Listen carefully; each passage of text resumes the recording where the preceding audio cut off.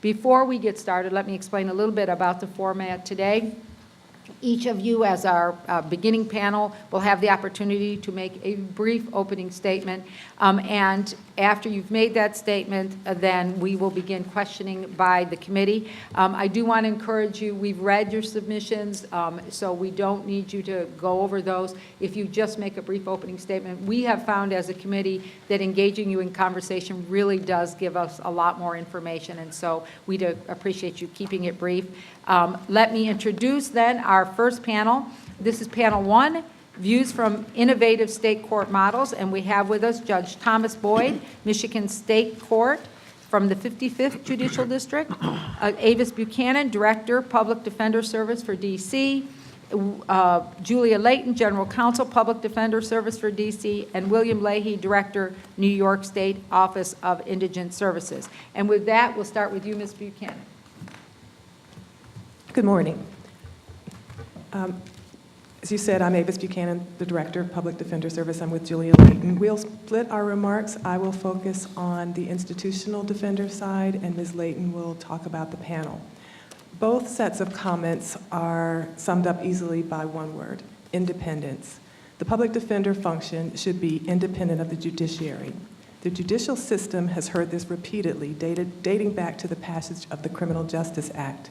The Prado report advocated for a version of it and laid out a solid plan of action. Numerous voices in this most recent review have joined in the chorus for independence, and it's time to act before the judiciary is doing this exercise again in 20 years. David Patton, the executive director of the Federal Defender of New York, laid out a very useful and comprehensive framework for how to approach getting independence for the public defense function. And when you act, you should aim high, because it will be what we all live with for a long time. Independence is the first of the ABA, American Bar Association, 10 principles. And it's first because everything else flows from independence. It's what allows you to have the highest performing organization. The Public Defender Service was fortunate to have the organizers recognize this when the Public Defender Service was established in 1960.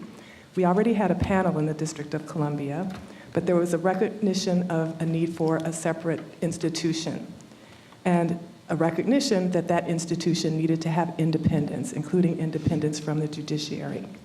That independence allowed PDS to become the high-functioning public defender office that it is, an office that enjoys an excellent reputation for quality service.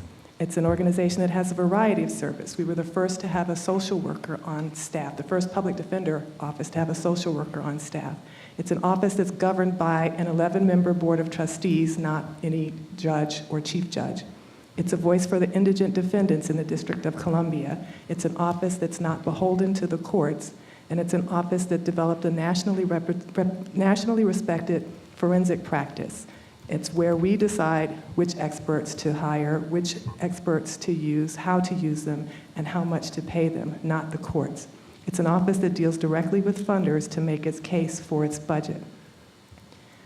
You should aim high. Don't assume that full independence is impossible.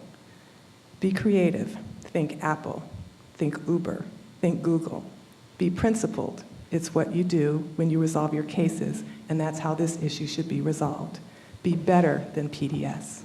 A federal judiciary that last century gained its separation from the Department of Justice and the funding process should do the same for the federal defender system. The clients the federal defenders represent are counting on it. Thank you. All right. Ms. Layton, anything you wish to add? Yes. As you've heard and read, PDS is an exceptional institutional defender because of its caseload control, its culture of excellence, and its unyielding commitment to quality representation, all of which were made possible by its complete independence. But I cannot say the same for the defense function as a whole in the District of Columbia. While PDS provides training and other support for the panel lawyers in the district, the panel system and its budget is managed exclusively by the judiciary, and panel attorneys experience many, if not all, of the problems faced by panel attorneys in the federal system: voucher cutting, inconsistent appointments, lack of transparency, impediments to accessing investigators and experts, and concerns about alienating the very judges that pay them during litigation. Such an approach to prosecution would not be tolerated. It should not be tolerated for the defense function. As we set forth in our written testimony, the key element of quality defense system are independence, caseload control, a culture of excellence, and resource parity. Because I do want to get to your questions quickly, I will share a few thoughts about just two of these elements and how they should be addressed with respect to the panel system. First, parity with the prosecution, and second, creating a culture of excellence.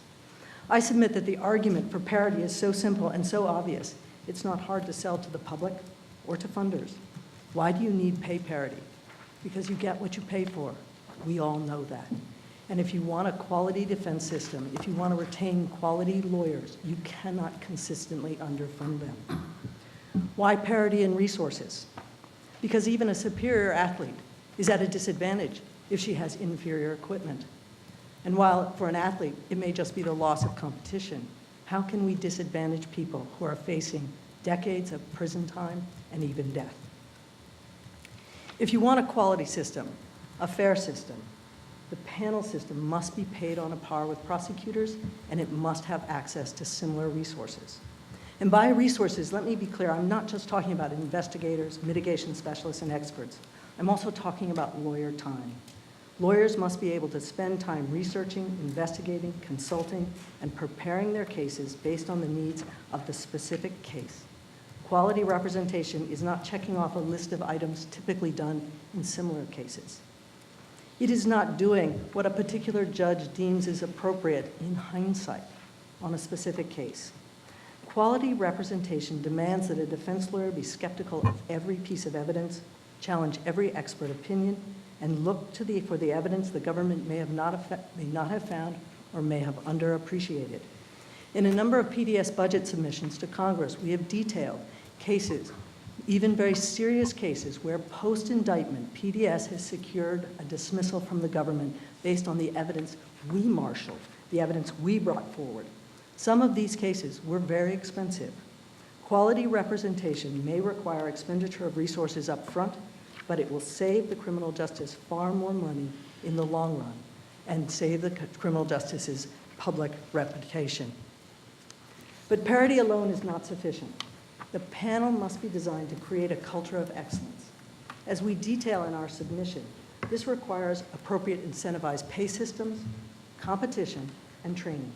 I will focus here on competition. The overarching goal for the design of the panel system must be to maximize the quality and the success rate of the lawyers on the panel at its outset and over time. No one, not institutional defenders and not or panel attorneys, should be able to secure a position defending those who cannot afford counsel and who do not get to choose their own lawyer and get to work on cruise control. I am not imposing anything here on the panel attorneys that we do not impose on our own attorneys at PDS. Securing a position at PDS is intensely competitive, and advancement at PDS is not based on seniority, but on ongoing performance. To keep pace with prosecutions and the use of new and evolving forms of evidence, and continual improvement must be the goal for both institutional defenders and panel attorneys. Our clients and the public deserve no less. I know the recommendations in 1993 that institutional defenders and panel attorneys should be as resourced, as exceptional, and as independent as the prosecution ultimately received little traction. But what was true then is true now. One change since 1993 is that the national crisis in indigent defense is more widely acknowledged, and more federal defenders are speaking up to give voice to their call for resource parity and independence. It's past time. Past time for my comments, and past time for us all to get it right. Thank you, and I look forward to your questions. Mr. Lay. Thank you, Judge Cardone. I want to start, I want to do three things with my brief time here. One, to give an anecdote from personal experience that might shed a little bit of perspective on the committee's decision-making. Second, to just make brief additional comments about both Massachusetts and New York that I covered, of course, in my written testimony. And third, to just make a point about a couple of the proposals that you have before you. First, the anecdote. Back in late 1991, I was about 4 or 5 months into my tenure as chief counsel of the Committee for Public Counsel Services in Massachusetts. I was about 3 to 4 months ahead of testifying before Judge Prado's committee at the hearing in March 1992 in Boston. And the Committee for Public Counsel Services was about 7 years into its existence. And of course, as I mentioned in my written remarks, this was an independent entity with an independent committee and was a new breath of fresh air in Massachusetts. And that was true then and certainly is still true today. But a new Chief Justice is the actual title of the Supreme Judicial Court had come into office. Paul Liakos, a brilliant law professor and lawyer, a professor of evidence and a brilliant jurist. And at the same time, there was tremendous criticism of the judicial system in which my agency was housed for administrative purposes for its excessive budget and its budget growth. And a lot of that budget growth deemed excessive by certain legislators was due to the growth of the newly independent and better performing Committee for Public Counsel Services. So Chief Justice Liakos sent me and my board chair a letter saying we need to review the committee's budget proposal before that budget proposal goes to the governor and to the legislature. This had never happened during the 7-year tenure of my predecessor as chief counsel. So we sent an equally unappealing letter back saying no dice, which led to a peremptory, "You are summoned to my chambers." And so we walked in, girded for battle, but nervous about the outcome, Walter Prince, my committee chair, and I. And we didn't have just Chief Justice Liakos, we also had Justice Wilkins, who, if you read my piece carefully, is a star of the Massachusetts history, Associate Justice Herb Wilkins. And it turned out not to be a pitched battle. It turned out to be the Chief Justice saying, I'm sorry, I overstepped. I've been talking with Herb, and I wear 2 hats. I'm the Chief Justice of the court, and I'm also the person who appoints or has a role in appointing your board members. I overstepped my bounds due to the political pressure. I should not have. You do not need to submit your budget for approval to the courts. Go in peace. And we went in peace, and that was the one and only time in the Massachusetts history where this tension came in. But it occurred to me as I replayed this, very memorable meeting in my head, that Liakos and Wilkins, in a sense, are the yin and yang of your decision-making.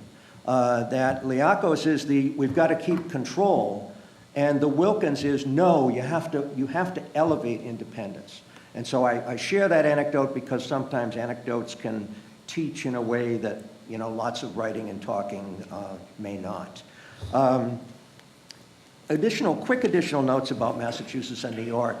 Massachusetts, it took from 1978 or 9, when the Wilkins Committee report came out calling for an independent governance of indigent defense, it took about 5 years of legislative to and fro. The bar associations versus the salaried public defenders, the cost concerns versus the quality desire, all of that. It took a very long time. And so that's a piece of Massachusetts history that I think has relevance here because, as I'll get to in my final point, there are some things I think you can do in real time, and there are other things that you can and perhaps should do that are going to take a while and are going to require action by another branch of government. That all happened in Massachusetts, and it can happen here in the federal system. New York, very interesting moment in New York right now. I've been there 5 years. I've just signed on for a second 5-year term as director. There are the 5 counties in New York City which are both well-resourced by city funds and also boosted by state funding that went into place about 6 years ago to reduce caseloads. The city is in quite good shape in relative terms. There are problems, there always are.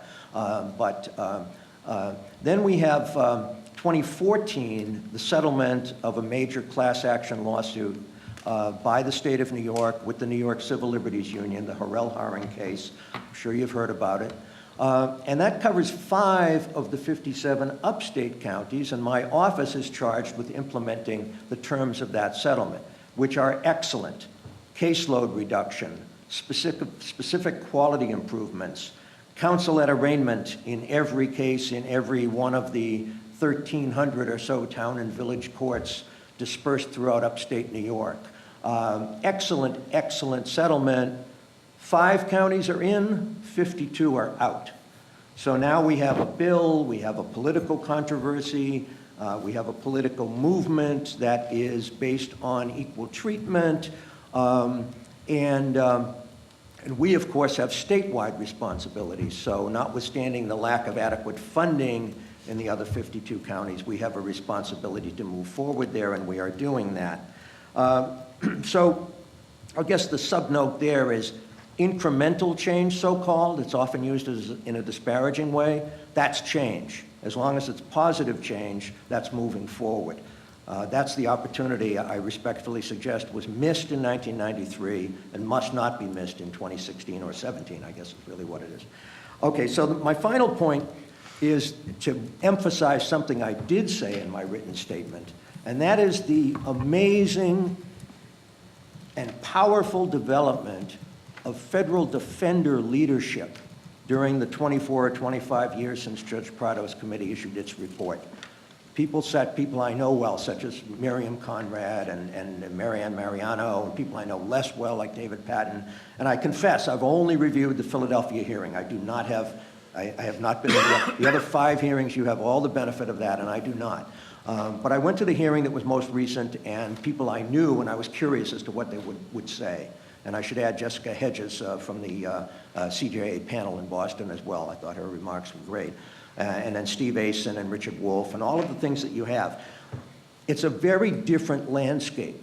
You now may have confidence in the ability of federal defender leadership, mature federal defender leadership, to move forward successfully and independently.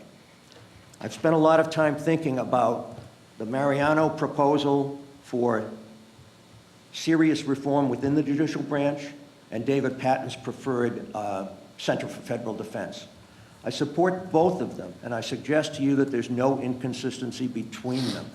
You can do the Mariano reforms now. You can elevate the defense function within the judiciary to make it as independent as a defense function can be within a judicial branch.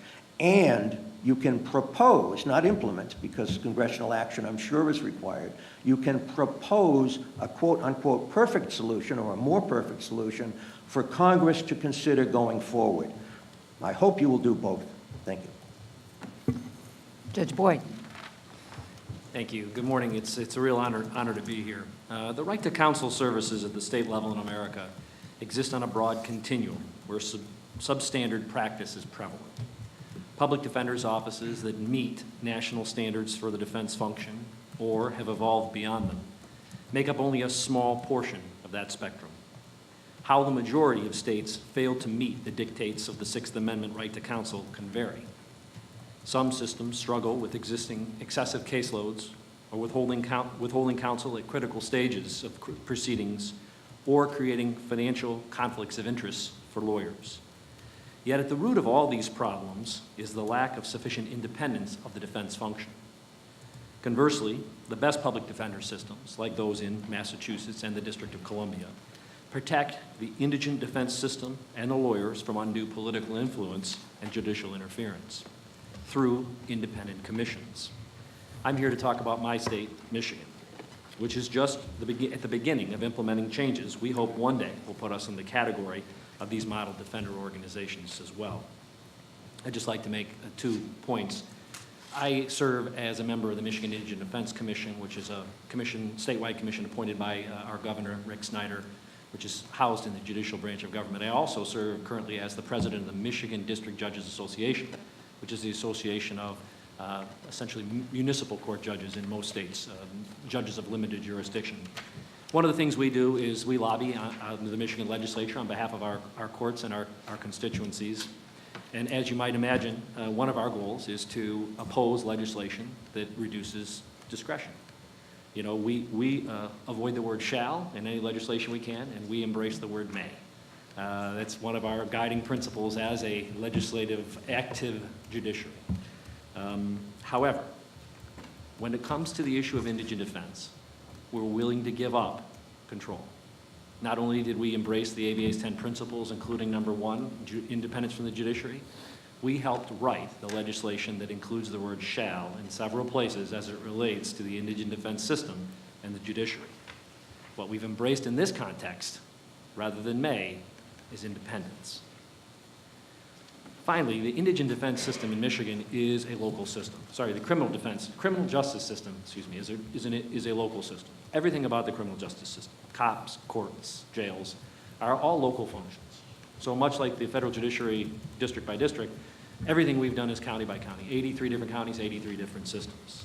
Now the result is what is referred to as a patchwork quilt of justice or injustice, depending on how you look at it. There's a 2008 from the National Legal Aid and Defender who describes this county system as incredibly broken. You are familiar with the comment of Justice Breyer recently about only 27% of the public defender offices at the county level are adequately funded in resources. These are things I know that you know well. However, it's a reality in Michigan. We're not going to change the local control of the criminal justice system through the defense function. So what we've done is we developed a system to change and strengthen the defense function within the local control, preserving local control. We've done that through a system of minimum standards. So what our plan is to develop minimum standards and then have each local jurisdiction develop their own plan of how they're going to comply or meet those minimum standards. Now, I guess it's probably way beyond my level of experience or expertise to suggest to you, but I do respectfully suggest to you this might be a model that you can look at. That if you had developed minimum standards on a national level, each individual court, each individual district could retain the authority to develop their system in a way that is compliant with those minimum standards. However, it's really the standards that are all important. I guess to embrace Mr. Leahy's term, there's nothing wrong with incrementalism. You know, for a number of years, I've described the Michigan indigent criminal defense system as a large boat that's been going the wrong way for 50 years. The boat's begun to turn, but big boats turn slowly, and we've got a long way back. With that, I'd be happy to take your questions as well as my colleagues on the panel. Let's start with Judge Fisher. Thank you, Judge Cardone, and thanks to all of you for being here at our last set of hearings. As I think all of you have noted, we've heard a lot of things, but you all have something additional, I think, to contribute. And from the state perspective, where I started, I realize there's differences, but there's many similarities, and I think there are things we can learn. You said, Judge Boyd, that there have been 50 years of attempts at reform that have failed to bring uniformity or quality control, but now you've most recently mentioned developing minimum standards. Can you tell us a little bit more about that and how you're going to develop the standards, and then how are you basically going to sell them to whoever has to implement those? I'm going to take that question as twofold. And the implementation, which I think, though, really also there's the implication of the people who are going to have to pay for those, the legislature. And there's two different issues. The implementation is really going pretty well, and that is that each individual criminal defense system, which we define as a local court and its funding unit, which might be a county, it might be a city, it might be a group of townships, depending on the court in Michigan, are really just struggling with this system. In my remarks, I noted the judge from one of our rural counties when I sent him a copy of Missouri versus Fry, and I said, it's crystal clear now, if you ever doubted it, that you have to have a lawyer during pretrial bargaining, and many of our rural counties do not provide lawyers to defendants during pretrial bargaining. At arraignment, if they are determined to be indigent and eligible, they're asked to meet with the prosecutor first to see if they can work something out before they are appointed an attorney. And so Missouri versus Fry, again, if you ever doubted it, makes it crystal clear you can't do that. And I sent him a copy of the opinion and gave him some time to read it, and I called him back a week later and I said, I said, so, we agree? And he says, well, yes, I see what it says. He says, so will you have lawyers at arraignment? He said, no. At pretrial. He said, no. And I said, well, do you disagree with the way I read the case? He said, oh, no, it's real clear what they say. And, well, why won't you have lawyers at pretrial? I said, I don't have the money for that. So the systems locally, in terms of implementing, are really hungry for compliance. As again, my 250 colleagues on the district court bench aren't objecting to giving up control to do the right thing. So the implementation side isn't really as problematic as the funding side. Now, on the funding side, there's two realities.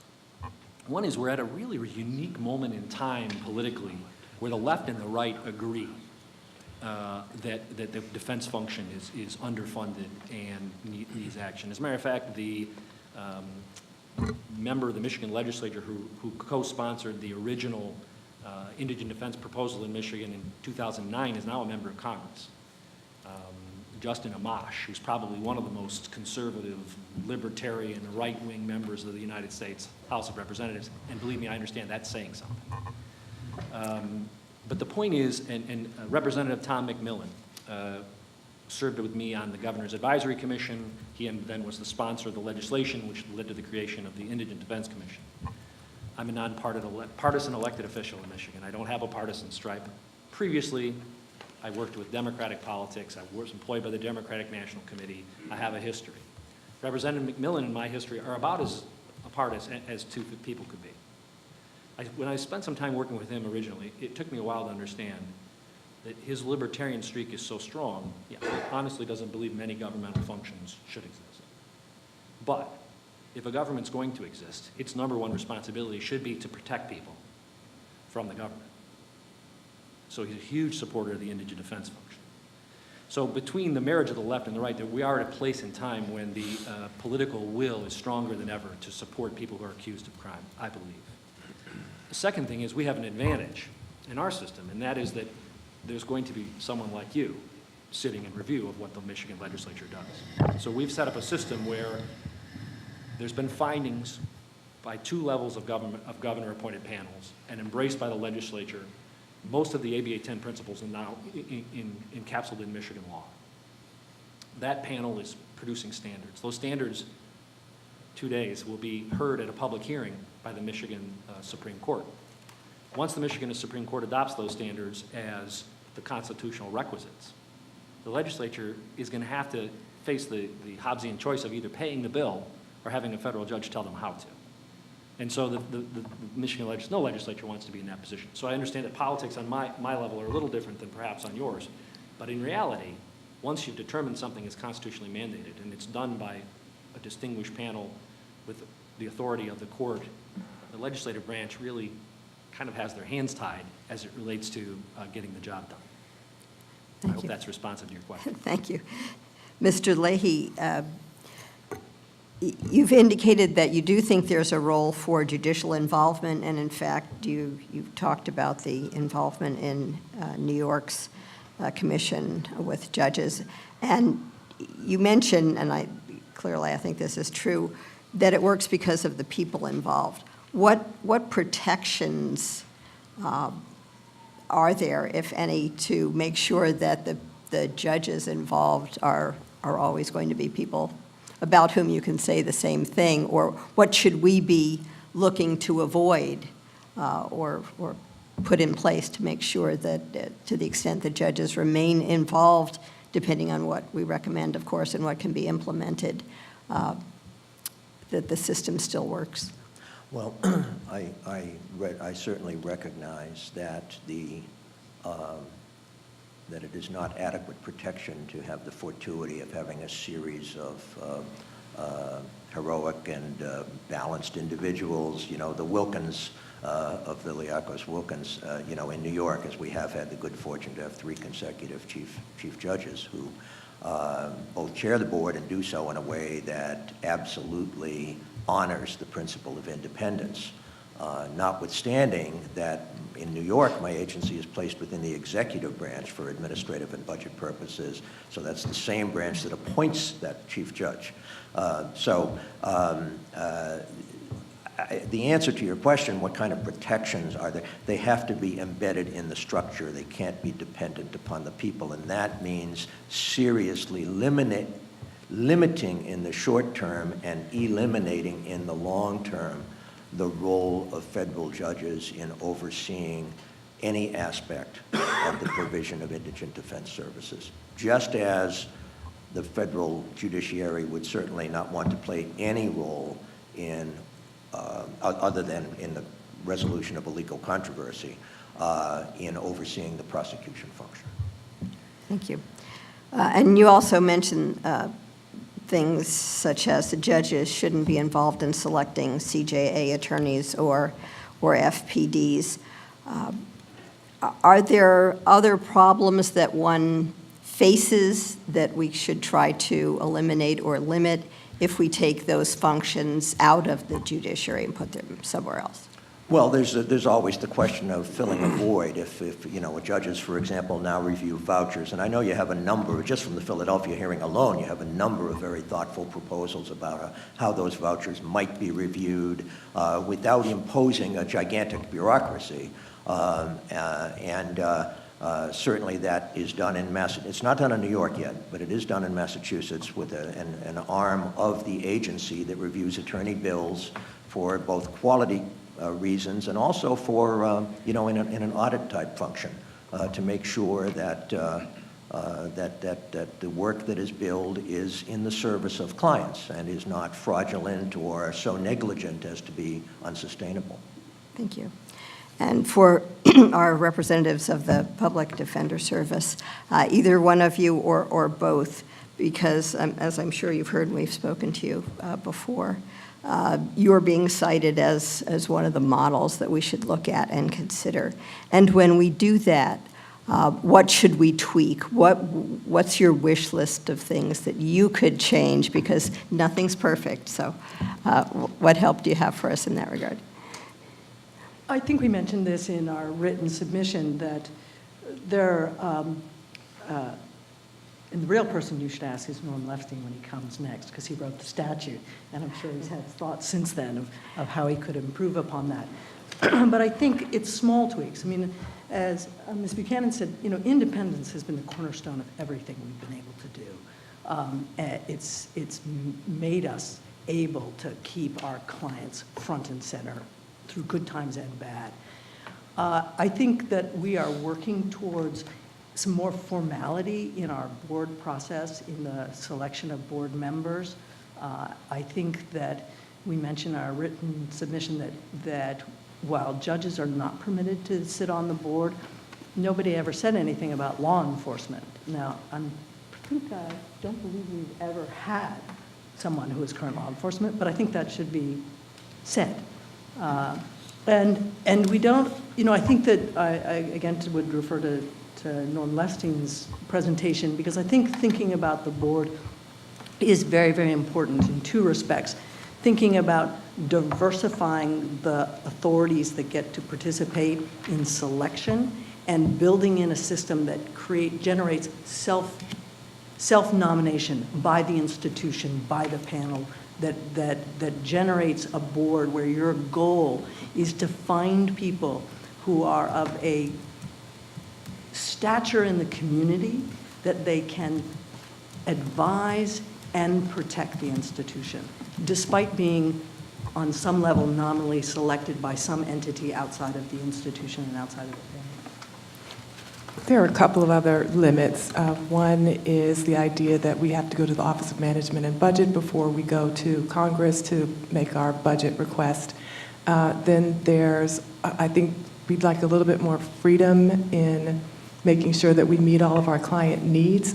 There's a part of our statute that says that we can do other things with the approval of the board, and it's not clear exactly where the limits of that language are, and it could be a little bit more, even more generous, I think, in that language, because it could be viewed as limiting depending on who's reading the statute. And I would also, PDS has a lot of independence, but there is some that it doesn't have. And the current example, an example of that is the current situation we're facing where we need office space. and we have to go to the General Services Administration in order to do that.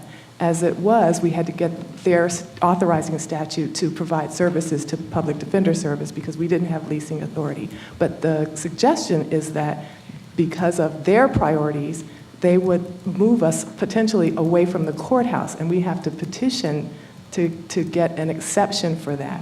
And that is clearly in conflict with our priorities, our client needs, but we don't control the outcome of that process. Thank you. Thank you, Judge Cardetto. All right, Ms. Rowe. Thanks. Judge Boyd, I'm going to start with you. I'm trying to get a clearer picture of the Michigan system and how it works, and from my understanding of what you were just saying, you said we have 83 counties, it's local. Does that mean that the funding is by county funding, not state funding? The funding is local. Felony courts, the Court of General Jurisdiction, the Circuit Court, is organized on county or multiple county levels.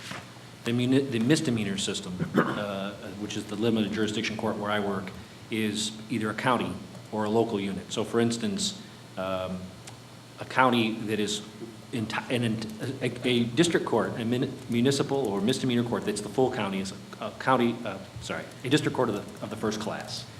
A district court of the second class is a county that doesn't encompass the whole county. So that's where I sit. I sit in the capital county. The capital city has its own court, as does East Lansing, the home of Michigan State University, and I have the balance of the county. So that means there are 3 levels of misdemeanor courts. So Okay, the funding at is this all point, local, but it I'm could- sorry I asked. The answer to the question is it's locally funded. Okay. That is very complicated. But let me tell you where I'm going with this. What I'm trying to figure out is when the funding comes through, is the funding for the court, is the the Public Defender's Office part of that same funding? Yes, when I get my budget, I get $2 million to run my small court, and the public defense function is in that $2 million. Well, every court in Michigan is in the same situation, which means that any dime I spend for public defense is a computer I can't buy for someone in my office. There's a direct conflict within my budget between my priorities as an administrator and the public defense function. And the reason I asked that is because when you said that even though the judge that you were speaking to knew that he had an obligation to appoint counsel earlier on in the process, he was choosing not to because he said he didn't have the money. And when he said he didn't have the money, he meant also that if he used the money on that, he couldn't use the money on something else for the court, that he might want to use it. Is that accurate? That is accurate. So there's the tension right there. There's multiple levels of conflict in our current system that we're hoping to root out, but it is the core of the independent function. Whether it's, I better not upset the judge because I'm not going to get the next case, or I better not ask for an expert because I'm not going to get the next case, or simply that function of I as a judge, if I spend an extra dime on this, it's a dime I can't spend on my personal staff, my probation staff. And I'm interested in asking about that because you talk about minimal standards and, if you will, or minimum standards that are set in all these counties in an effort to try and have a raised level of public defense. But when I hear you say that and you talk about the 83 counties, and it seems to me that implementation really is the key, right? It's how they implement these standards. And that just reminds me of the same issues that we seem to be discovering when we go around the country and find that we have 94 federal districts, and some of the things that we do work very well. The CJA plans, whatever it may be, work very well. Voucher review in some districts, and then in other districts they don't. So I'm wondering how it is that in Michigan, with this new process that you have, how is that working and actually implementing and having some kind of consistency across those 83 counties when it's locally implemented? I guess I want to start with two prefatory points. First is, in this picture, I'm clearly the before picture. So we're just beginning. The second thing is, I should have noted, and that is that the way the statute works is each new dollar spent. So, for instance, the 4 initial standards that the Michigan State Supreme Court will take up in public hearing this week. One of them is you'll have to have a lawyer not only at pretrial but at arraignment, consistent with some language in Missouri versus Fry and some other cases that you're probably more familiar with than I am. We have to have a lawyer at arraignment. So, and another one of the two initial standards is describing the way that the initial interview between the lawyer and the client has to take place and when.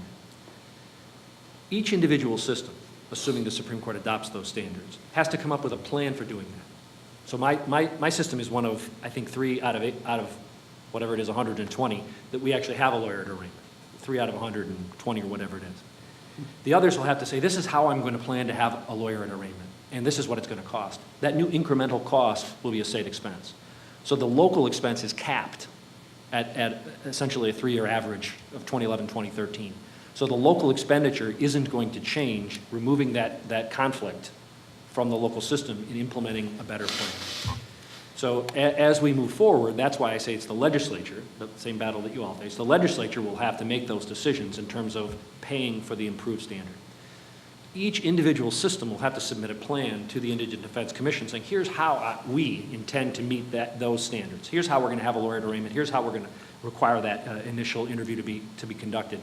And then we'll look at it to make sure it does meet the standards, national norms.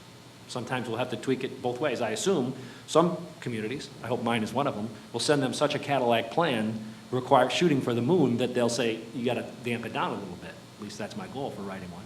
The other communities will say, well, they'll try and short circuit it and say, well, we're going to just do this. And I think the commission will have to say, that's not really enough. So I think that's the quality control there, is that each plan has to meet that minimum standard in a way that the commission is going to accept and be willing to pass the bill on to the legislature. Thank you. Mr. Lee, I'm going to move to you and just ask you a few questions about the New York system. And actually, I'd like to compare it to the Massachusetts one. And what I read from your statement, or gathered from your statement, I should say, is that in Massachusetts, you've been doing this for a long time, and this is something that you're kind of moving on from there in New York. But I'm wondering about the funding for Massachusetts, because I don't know too much about the system, although I'm familiar with it, but I've heard that the funding is somewhat of an issue. And if you could tell us about that and compare that to the issues that you're having with funding in we're in Minnesota, in New York, where you're working. Sure.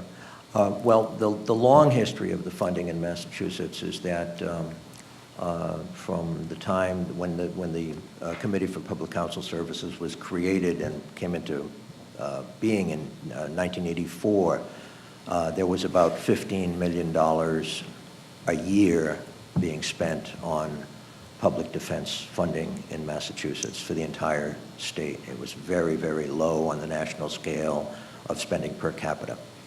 By 1991, when I finished 7 years of being deputy chief counsel and overseeing the statewide public defender system, which is a small component of the client representation, it was $40 million, and we were being called a mini budget buster, which led to that meeting with Chief Justice Liakos that I talked about. By 2004, when the private lawyers in the city of Springfield went on strike and refused to accept cases, and then Governor Romney demanded that I, as chief counsel, fire those lawyers and never permit them to take cases again, and we responded with a lawsuit that asked the Supreme Judicial Court to implement the committee-approved rates of pay for hourly pay for private counsel, as opposed to the funded, and there was would have been about a tripling of that rate. The court didn't do that, but it did unanimously say that the current payment system had set up an unconstitutional state of affairs. At that point, 2004, we were at about 100 million. By 2006, after the court order and a legislative commission and legislative amendments, we went up to over 200 million. And I believe since I left in 2010, it's come down a bit from that. I don't know exactly what the budget is, but it is incredibly better resourced than it was throughout all of its early history. And that was the result of the kind of work that the PDS leaders have told you that they've done, marshaling not just legal arguments, but political support across the political spectrum and through the entirety of the legal community for the principle that the poor are entitled to effective representation just like those who can afford to retain counsel. So that's kind of the historic answer to your question. And let me ask you about New York, just to follow up on that. In New York, if I understand correctly, the 5 counties in the city, essentially, or in the area of the city, they get funding from the city and from the county and from the state? Yes. And the other areas, the other counties, just get funding from the county? Primarily from the county, about 80%, and about 20% from the state through something called the Indigent Legal Services Fund, which is a collection of various revenue streams into a fund that is dedicated primarily to the purpose of supporting what we call mandated representation in New York. Our agency oversees criminal defense and parent representation in the family courts.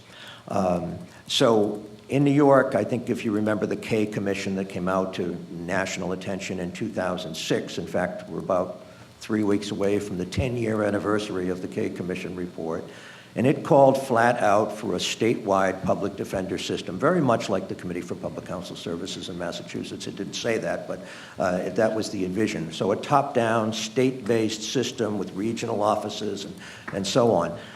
There has just not been the political appetite in New York State to do that yet.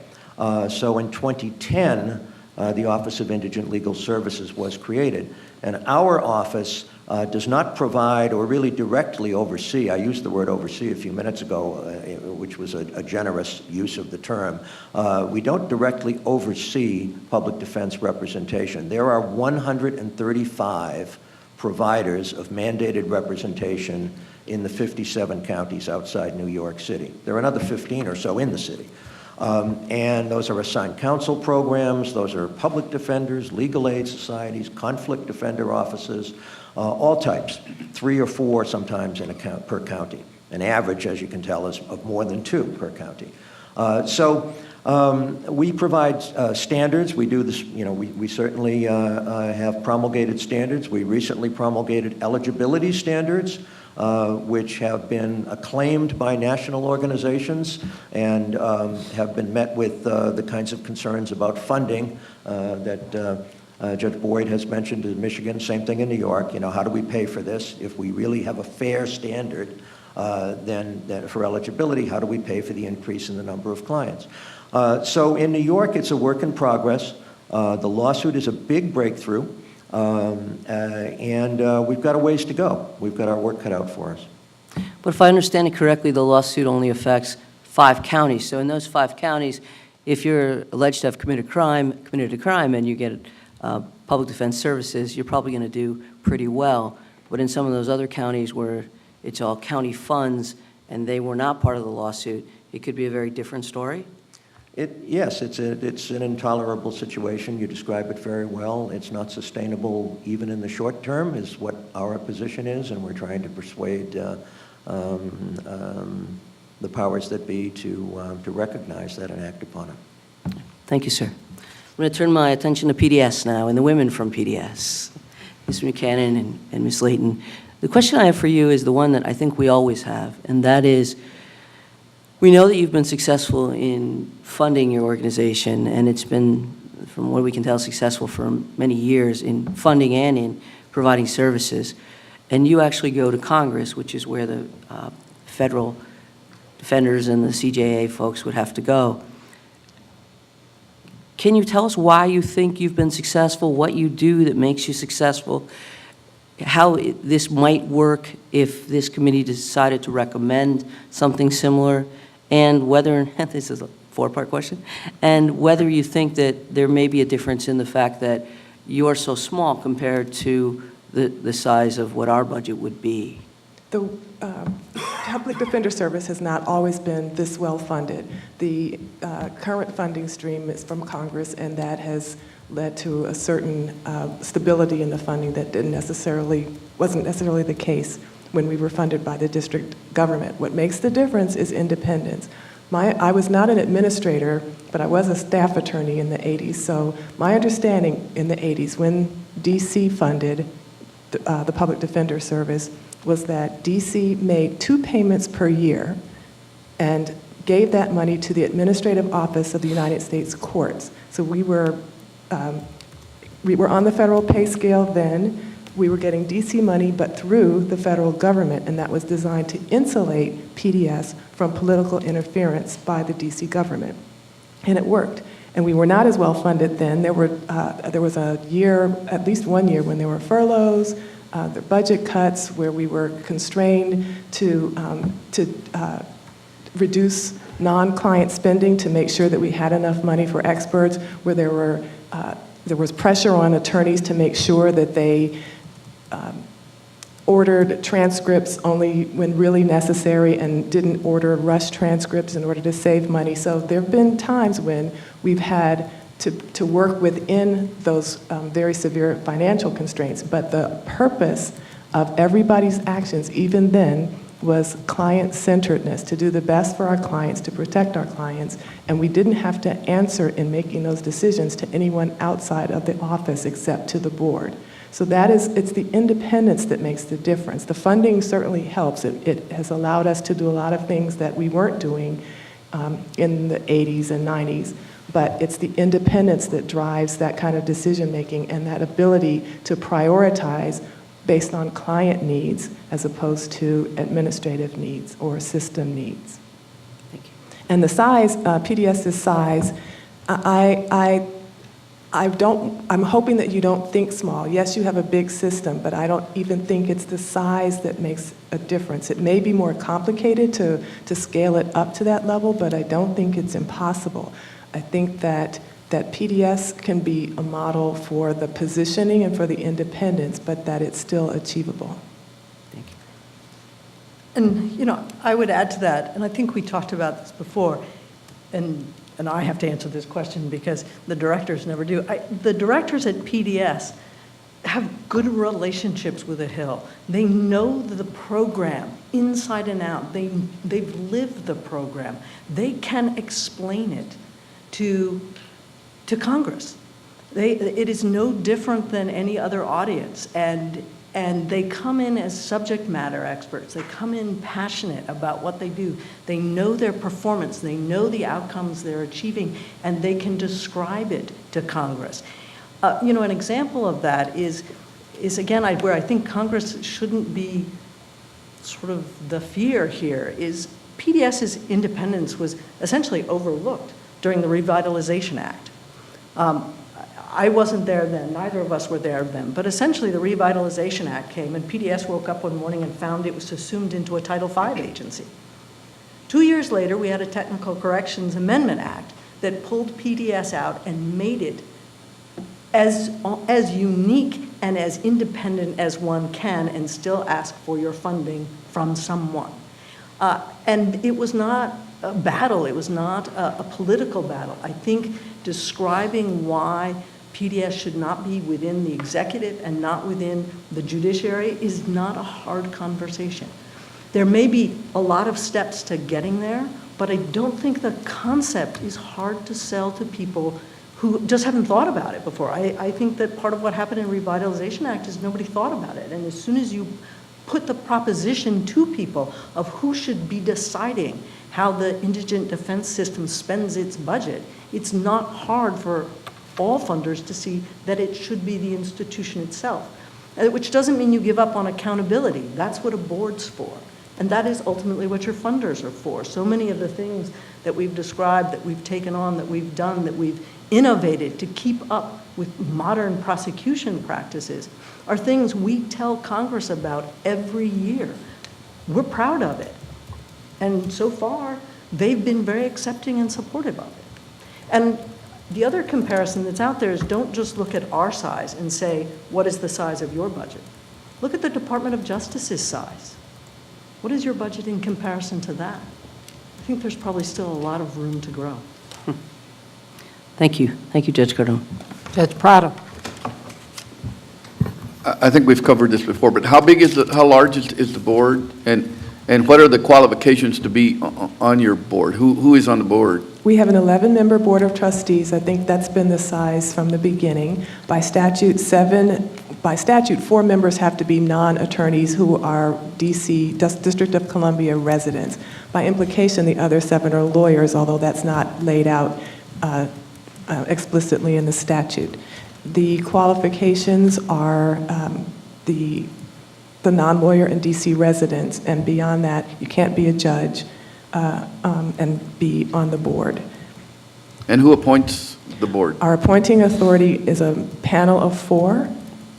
By statute, the Chief Judge of the United States Court of Appeals for the District of Columbia, the Chief Judge of the Trial Court in the District of Columbia, the Chief Judge of the Trial Court in the District of Columbia, the Chief Judge of the DC Court of Appeals, the local Court of Appeals, and the Chief Judge of the local trial court, the Superior Court of the District of Columbia, and then the Mayor of DC. And those 4 have appointing authority. The Chief Judge of the DC Court of Appeals is the chair of that panel, and all they do is appoint the board members, and that's by statute. But the statute does not have a breakdown about how that process should happen. Our board has adopted rules and procedures for that to happen. By practice, the board selects, vets, and proposes members to the appointing authority for their review and approval, and occasionally one of those members will suggest a board member. But it's by vote, and after that, that panel has nothing to do with our board or the Public Defender Service. Okay. But 3 of the 4 people who appoint are judges? Yes. Okay. Do you submit recommendations to these Yes. people? Yes, we do. The board To these does. judges? The Board of Public Defender, Board of Trustees, yes, submits candidates, proposes candidates. What happens, if it has happened, when you have a policy disagreement with the judiciary? They want to run things a certain way, and you think they should be run a different way. How are disagreements, policy disagreements between your office and the judiciary handled? Who goes to talk to the judges, or does the board go? Do you go when there's situations of that type? All of those things happen. It depends on the nature of the issue. I have gone to the Chief Judge of the Court of Appeals. I have gone to the Chief Judge of this trial court. We've gone to the Chief Judge, the presiding judge of the Criminal Division or the Family Division. Our board, when the matter is of particular seriousness or where we haven't made enough headway with the judges, will then intervene when they think it's appropriate. And so clearly, we can't force them to act, but we can certainly persuade or try to persuade. And we may approach legislators, the legislative body in DC to possibly think about an end run around whatever the problem is. They can't necessarily impose things on the court either. And we've sued them, depending on what the nature of the problem may be. Or we've gone to the Judicial Disabilities and Tenure Commission, which is the body to which the judges have to answer. Just Pareto, I was worried that your question may have been asking what we do when the judges are complaining about us. This is all what we do when we're complaining about the judges. Yeah, either way. I mean, since judges aren't there, I'm wondering, how do you communicate with each other when not on individual problems, but on a policy issue? How's the communication done between your office and the judiciary? We've made proposals to the judges. We've made arguments to the judges. We've been with the same processes we do in cases. We make our arguments. We make them in writing. We make them in person. Whatever influence we can bring to bear on that decision-making process, we use. And I really think the judges don't presume to think that they can say much about the policies and procedures of the Public Defender Service, any more than I think they presume they can say anything about the policies and procedures of the U.S. Attorney's Office. I think to the extent that they engage with us on that, it's directly with management, and it has to do with trying to reach some compromise on an operations level And I can give you I can give you an example. We protested against the Marshal Service's policy of shackling juveniles. And that was a policy that was supported by the court, endorsed by the court. And we got a group, we complained to the court, asked them to change, and we just kept pressing. And eventually the court, we talked about going to the legislature to see what options we had there. And I think the court, after listening to all of the complaints, pulled together a body of all of the stakeholders and fleshed out the issues. And ultimately what came out of that was an administrative order that led to a presumption against shackling children with procedures for justifying it. So that was an issue PDS did the drumbeat on, and that was the outcome, and that was the process. Now, who goes before Congress to request your budget? I do, You do. yes. Judge Boyd, do you ever foresee the system getting to being totally independent from the judiciary? I certainly could see a future where there aren't judges on the commission. It's the nature of its evolution that includes in the statute up to 2 current or retired judges. It's a 15-person commission. I think that's really just sort of evolutionary and personal. I could see a time when that was written out of the statute. It is limited in the statute to 2 current or retired judges. The Michigan Constitution says all of government must be in one of 3 branches, and within the executive branch, one of X number of principal departments. I apologize, I don't remember the number. So we have some constitutional constraints within the Michigan Constitution about how to create an entity. So there can't be an entity that's nowhere. So as I just understood the answer from the Public Defender's Office, it's kind of in limbo, not in any branch of government. The Michigan Constitution doesn't allow for that. So there was quite a bit of discussion about whether it belonged in the executive branch with the prosecutors, or whether it belonged in the judicial branch, which we're trying to seek independence from. And because of the constraints of Michigan's Constitution, we decided that an independent entity within the judicial branch of government was the best of worst options. So unless there's a constitutional change, it can't be sort of freestanding. It has to be in one of the 3 branches of government. Mr. Leahy, you want to respond to? Yes, the Massachusetts board structure bears some similarity to PDS in the sense that the judges of the Supreme Judicial Court appoint the board members, but they don't sit as board members. So for all of the time I was chief counsel, the justices appointed all of the 15-member board. Since I left, there's been an amendment, and now they appoint 9, and the governor and the Senate and the House of Representatives get to appoint 2 each. So I have an anecdote about that as well, and it's my revered Judge Wilkins, Herb Wilkins, the architect of independence in Massachusetts. I think he was Chief Justice by this time, and I was Chief Counsel for a few years, and he said, well, you know, I really love the work that your appellate lawyers do. They're the best lawyers. And I said, oh, that's great. I'm smiling. And he says, but I want to talk to you about a policy you have. I said, oh, what's that? You know, he says, well, this practice you have of giving every appellant, every criminal defendant whose appeal is rejected by the intermediate appellate court, you advise each and every one of them of their right, it is a statutory right, to appeal for discretionary review from the Supreme Judicial Court. Now, obviously, this is not as bad as cert. It's not like getting struck by lightning, but it's relatively rare, on the order of perhaps 2 or 3% are approved.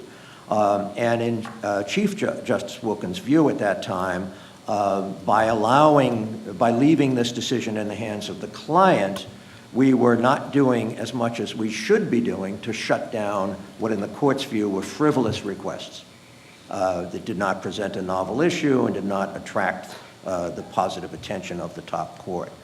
And we talked that over, and that was just, you know, I just said, no, that's our policy. We've given it very careful consideration. It's client-centered. It honors the clients. It's the client's last chance for state court relief. It's a predicate to the seeking of any subsequent federal relief by habeas corpus or otherwise, and we have to stick with this. And he said, all right, I understand that, okay. And so he, again, respected independence. More affirmatively, an independent agency is always involved in any facet of policy that the judicial branch is considering that impacts indigent defense. So criminal rules, I sat on the Criminal Rules Committee of the State Supreme Court in Massachusetts for all of the time I was chief counsel there.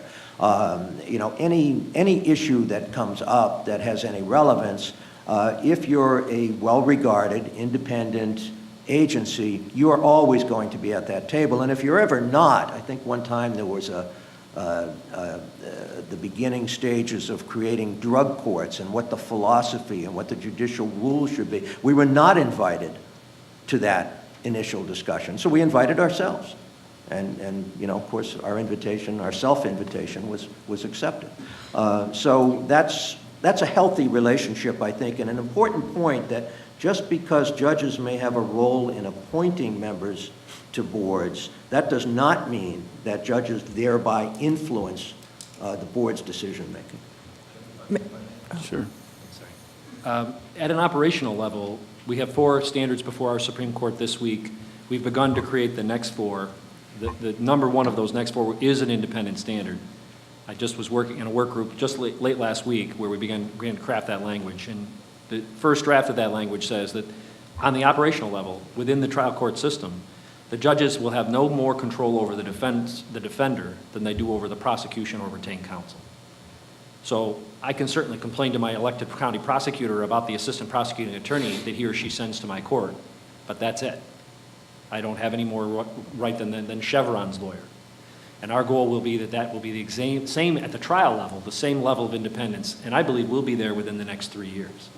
And I just wanted to refine my answer. I spoke earlier about suing the court. We don't really sue them. We litigate. So even in the context of the juvenile shackling, we challenged that rule in the context of a case, and when we lost at the trial court level, we brought it to the Court of Appeals, who then ruled against us, saying it was that they referred us to work to try to see if we could come up with a solution with the court on our own. So it's not suing, but it is litigating. Independence gives you the ability to function as you want to, but it also depends on the budget and how much money you get. So you might have independence, but if you don't have the resources to do the work you want to do, are you really independent? So I guess my question is, do you think you could still rely on the support of the judiciary to help you get the funding that you want to be able to function independently? Well,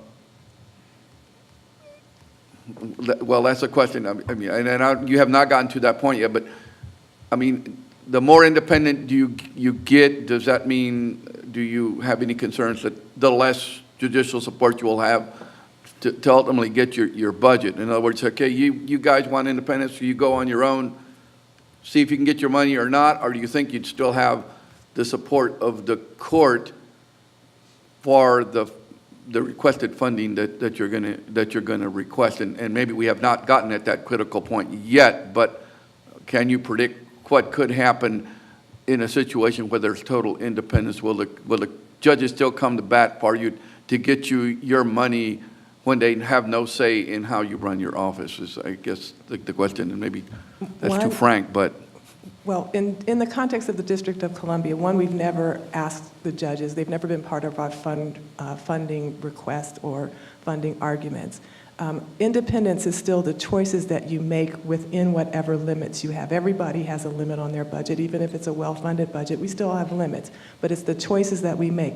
When sequestration happened, we decided where the cuts were going to go, not a judge. If we were compromised in our budget, and if we thought it would help to have the court's influence or the court's support in the funders' decision-making process, we would ask them to support. Right now, again, I refer to our office move. A move of the Public Defender Service and some other criminal justice entities in the District of Columbia away from the courthouse would have a substantial impact on the functioning of the court, the efficiency, et cetera. So one of the things I did was ask the judge, the Chief Judge if he would be willing to support a request to the General Services Administration for proximity, an exception to what's called the delineated area. So when I can use the judges, I will, but they don't influence what choices we make in how we spend our funding. And I hope that in your consideration of whether, and part of this is we've been independent for a very, very long time, so we're practiced at this, you could argue. But I look at the testimony you've heard and the people that have appeared before you, and I see no less qualified a group to defend their budget, to develop their budget. And is there a role for the judiciary as you go through this process, if you choose to go through this process and recommend going through this process? Yes, and it's exactly the right role for the judiciary. It is to support independence and to support parity. It is a support of fairness. It isn't advocacy for one side or the other. It puts you, I'd suggest, where you are most comfortable. It is what you actually do day to day in your courtrooms. Defend fairness. Judge, your question made me smile because back when I was chief counsel in Massachusetts and I would go to national conferences and I would meet with a lot of fellow defender leaders who didn't have the degree of independence that my agency had been granted by statute. He used to say, wow, independence must be great. And I said, yeah, we're independent in every way except for every single dollar we have to persuade the legislature and the governor to approve. So in that sense, independence is always qualified, and its continuation is always dependent upon widespread support, and nowhere is that support more essential than from the judiciary. Because the judiciary sees the quality of justice every day, that you see the quality of representation every day, and if your opinion is that lawyers are overbilling and underrepresenting, the agency that supports that representation is going to suffer in your eyes and inevitably in the eyes of the funding sources, which of course are the other branches of government. On the other side of that coin, support from the judiciary, it doesn't require a judicial opinion as we received in Massachusetts saying that the system is unconstitutional. It can be much more reliably and much more consistently the kinds of testimony you give and the kinds of conversations you have and the general reputation of the provider of representation in your district or your circuit or your state or whatever it happens to be. And so that's why in my paper I tried to encourage continued judicial support even while I advocate for independence from the judiciary. It can't be a divorce. It has to be a change in the relationship and a continuation of judicial support for the Sixth Amendment right to counsel. Anything further? Thank you. Professor Carr. Well, first, thank you all for your very helpful testimony and for coming to speak with us today. We've really been focusing on, I think, what to my mind is perhaps the linchpin of this problem, which is not only independence, but there always, as I think Mr. Leahy mentioned, there's always going to be some cabined independence, right? There's always going to have to be someone who's making the decision. And to my mind, that really raises a political question in the sense that asks us to figure out what Congress might do in various future scenarios if there's more independence or a continuation of the status quo. And in trying to figure out, it's obviously a hard question to figure out what future Congresses might do or how they might respond. Let me offer a set of concerns and really just invite you to respond. I'm just going to sort of give you my best guesses or at least where I'm coming from.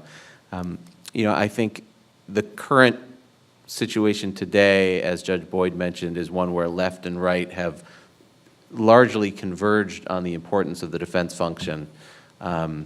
And that strikes me as somewhat of a shift from how it has been historically, where on the conservative, Republican side, there's been less focus and interest in that, and I wonder how stable the current situation is, and here's my concern. My concern is that maybe we recommend that there should be a move towards independence based on what seems to be the current political environment, where we think, the public defenders could probably do pretty well by themselves. PDS has done quite well, and maybe that's the model. And then in 5 years or 10 years, who knows what the next election will bring, much less what Congress will look like in 10 years or 15 or 20 years. We have a very different environment. And the politics have changed. Maybe crime rates are different in 10 years than they are today. And crime becomes a political topic again. And defunding public defenders becomes a big, appealing argument for certain politicians. And then we say, oops, that didn't work out quite as well as we'd planned. I guess that's my concern when I hear the arguments in favor of independence. Anything you can say that can address that or address those concerns, or tell me why that's not something I should be worried about, or anything like that would be incredibly helpful for me in trying to figure out this problem. That may happen, but that doesn't mean that you don't do independence now while you can. You're taking advantage of a moment in time where all of the circumstances, all of the things are lining up to make a most favorable opportunity, and you should take advantage of that. The bigger question to me is, if you don't do it now and the situation gets worse, then you're still stuck with a system that doesn't function as well as it could have. Independence is a goal in and of itself. The other thing I would say is that I think there's a certain inertia. Congress isn't really paying much attention to the criminal justice function of the criminal justice system. It's other people who are bringing it to their attention. That's always going to happen. If the political situation changes and someone comes and says that we should revert to another system, that's, to me, I would think that would be a tremendously financially burdensome change to make. And you'd have to, even those who would want to revert would have to overcome a tremendous amount of inertia, momentum, and status quo. So my answer is, just because that might happen in the future doesn't mean you don't do it now and have that in place for as long as possible, even if you don't control what happens 5 years, 10 years down the road. And I really worry what a system looks like that lives on this kind of paternalism. And I think it just fundamentally misses its function, its role, its goal. And there's no reason to shy away from that. The important thing to do is to start now defending it, building it and defending it, getting all of us used to it as a way of doing business, a way of doing justice.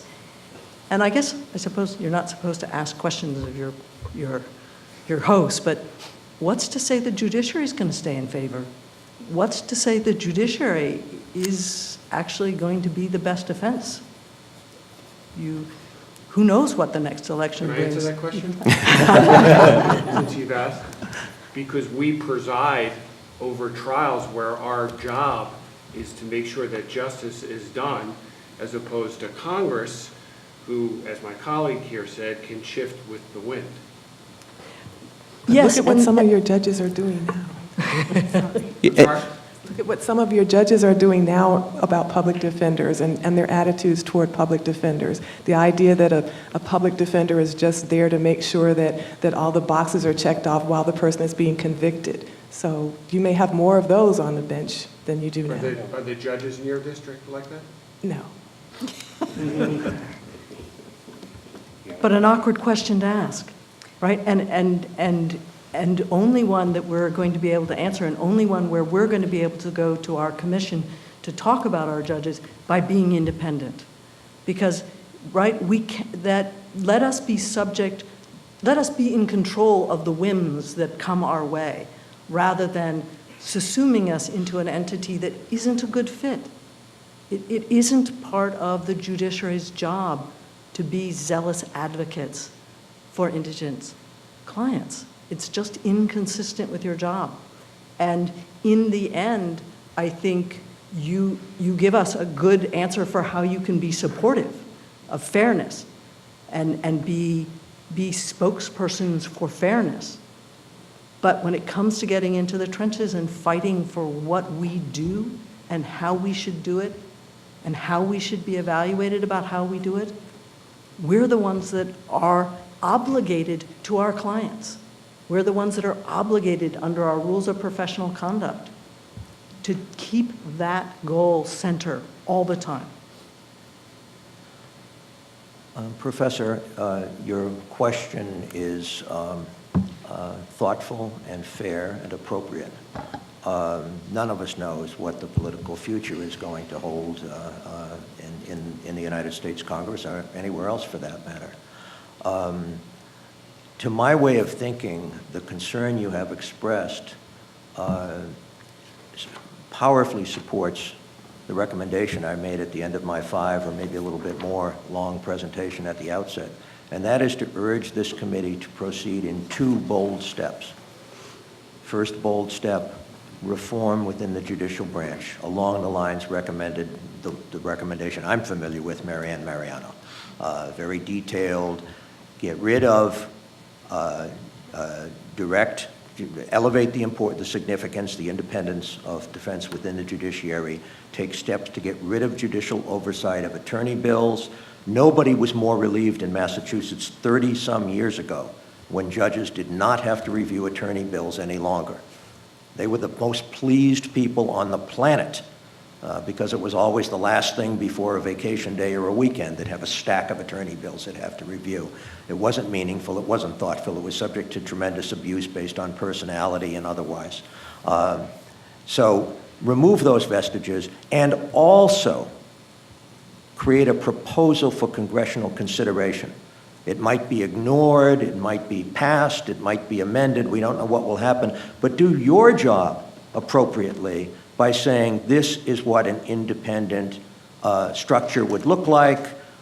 We think it is worthy of congressional, I don't have to tell you how to, kind of hedge your bets or but put it out there for public political consideration. One of the things, Norm Lestine, I'm sure will talk about this with you, that separates us in a very negative way, post-Gideon, from the British experience, is that England passed a law and provided federal support, federal funding for the defense function. So it wasn't just a hallowed constitutional right articulated by the United States Supreme Court, it had political reality. That hasn't happened in the United States. It needs to happen. It should be part 2 of your recommendation, or it should be the recommendation part of what I hope will be an action/recommendation proposal to the Judicial Conference. And I hope we'll meet with their approval. Because the other point I want to make, and I think it's apparent, but it doesn't get said often enough, I think we've all written about it, there has been a lot of progress made under this flawed system.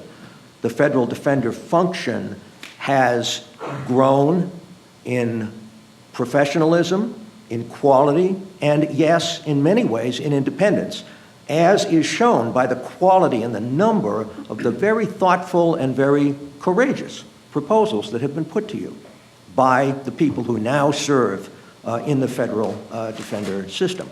So it's a great question, but it doesn't call for temperance, it doesn't call for abstention, it calls for action in 2 different ways along the lines I suggested. Well, I have to tell you, I'm in awe of my colleagues looking at this panel and telling you what you ought to do. I'm not going to do that. I can tell you, though, I've been in the rooms where only judges are there and the questions have been asked. How will I fund my campaign if I can't appoint the attorneys? When just last month, a presiding judge in the criminal division of the 36th District Court for the City of Detroit urged her colleagues, at arraignment, your goal should always be a plea. Arraignment without counsel, your goal should always be a plea. The rooms where only judges are, I'm not saying you share those same problems, but in our system, in the balance of power between the branches, it occurs to me that if the defense were truly independent and funded at a level beneath that required by the Sixth Amendment, who would be the ultimate arbiter of that? It would be the judicial branch determining the level of funding in an underfunding lawsuit. As it relates to this balance of power, the court will be heard. Is that pretty? No. Look at the state of Kansas. The state of Kansas is in a pitched battle because the court, everything is statewide funded. There's no local funding whatsoever. And there's a battle between the legislative and the judicial branch of government in which everyone suffers. It is not a perfect system. But at the same time, how can you let the conflict sit? How can you look out at everybody and say, I'm the official. I wear black instead of black and white stripes. I'm behind the plate. I'm calling balls and strikes. But that one team, I choose them and I pay them. And if they don't do what I want, I get a new player. How can you possibly look at the rest of the country and say that that's fair?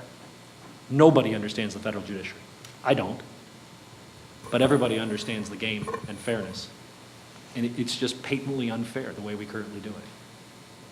So these are helpful responses, although I want to push back a little bit on them. So to some extent, if I can summarize kind of all four of the responses together, there's some perspective of if we turn towards independence, the defenders may lose in Congress, may have budgets cut, and it may turn into a bit of a political football, but better to be a political football and lose than to have a system that is sort of structurally not consistent with the ideal version of the defender function. Is that what I'm hearing, or is it more a sense of confidence that the defenders can do well in Congress, or is it a sense that if the defenders don't do well, the courts will have, the Supreme Court will say that will set the budget through the Sixth Amendment, which strikes me as unlikely, but who knows what the future of the Supreme Court will be. So am I getting that correct, or am I just wrong in trying to summarize it? I think it's both. I am both confident that defenders can communicate with Congress and the public, and I'm confident that even in bad times, defenders deciding how to use what resources they have is the best way to assure that the most is made of those resources on behalf of our clients. And the defenders lost under sequestration. The judiciary made a choice about how that money was going to be spent. And my understanding is that all or most of the cuts came on the defender side in order to preserve this funding for the judges. I would just add, just to be very clear, this is not just fealty to a principle called independence. This is also a very strong sense that our brothers and sisters in the federal defender system are the people who should make those decisions and carry the burden, and it's a tremendous burden of funding advocacy for the function that they perform. Thank you. I have a couple of questions. For PDS, either Ms. Buchanan or Ms. Layton, you talked about, and we've heard sort of the way you function, and we've heard from Judge Boyd. Do you have any sense of, given where you're at in the system, where this committee, if we somehow come up with a scheme of independence, where the federal defender system should be placed? Independent agency, in the Department of Justice, any sense of where you think it would work? Not the Department of Justice. Okay. Definitely. Yes, as independent as possible. PDS has that status now. We're not part of the District of Columbia government, and we're not federal employees. We describe ourselves as an independent organization governed by an 11-member board of trustees and funded by the federal government. We don't really fit anywhere. We practice in the judiciary, we fight against the executive, and we're not part of the legislature. We're not part of any of those. Anything you want to And it add? answers a lot of small questions, and we've had to work with this, and we've had to work with Congress to get clarity that our statute permits us to buy insurance, because we can't make use of the Federal Tort Claims Act, and we couldn't make use of the District's Tort Claims Act. But it's appropriate. We want our own lawyers. It would be perverse to allow the executive to decide how and when we would have to settle suits. The incentives could go contrary to PDS's interest. And, one example is that we don't. We don't settle suits. We litigate them. We don't settle. And if we did, we'd have the potential of opening the door to hundreds of $600 lawsuits. We had a suit where a former client said, I will settle for $600. And our counsel said, I have to take the offer back. I will take the offer back, but my advice to them will be not to settle. And we didn't. So I think that it then puts to things like, as Ms. Buchanan was talking about, having to work out who has the authority to lease for us. And it takes time, and it takes work with the statute, but I think you can get there. You can build your way to even answering the small questions. We receive a certain set of federal benefits, but our employees are not Title V employees. They are at-will employees. PDS's director has personnel authority. She has accountability to the board. We have a grievance procedure that ends with the board. But those are things we've developed to answer our unique situation where we are. We look to the federal government for best practices. We look to the district for best practices. But we ultimately decide on what's best for PDS and its clients within our authorizing statute. And where things are missing, we go to Congress. And along those same lines, my second question is, when you do your budget presentation, one of the things that has been raised to us is the issue of when you prepare your budget and you present your budget, it makes a big difference how you fall.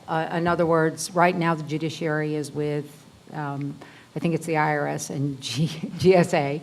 That can make a big difference. And one of the things that has been presented to us is that we should, the budget should be at the same time as the DOJ budget, because if the DOJ is going to have $20 billion and you're going to give $1 million to federal defenders, does that make any sense? Any thoughts about budget presentation to Congress?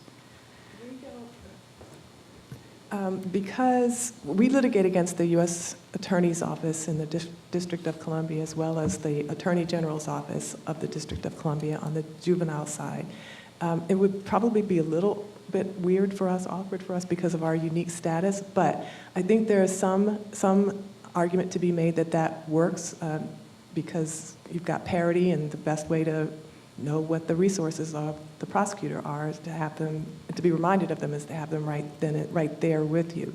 But ultimately, it's up to the defenders to make their case for their budget, and that's what we do. We spend a lot of time thinking about making sure that the funders know that these are people who are being impacted and whose freedom is at stake and how hard we work. So we're going to do our best to persuade our funders to fund us at the requisite level, whether we're sitting next to a prosecutor, sitting next to the courts as we do, or are by ourselves.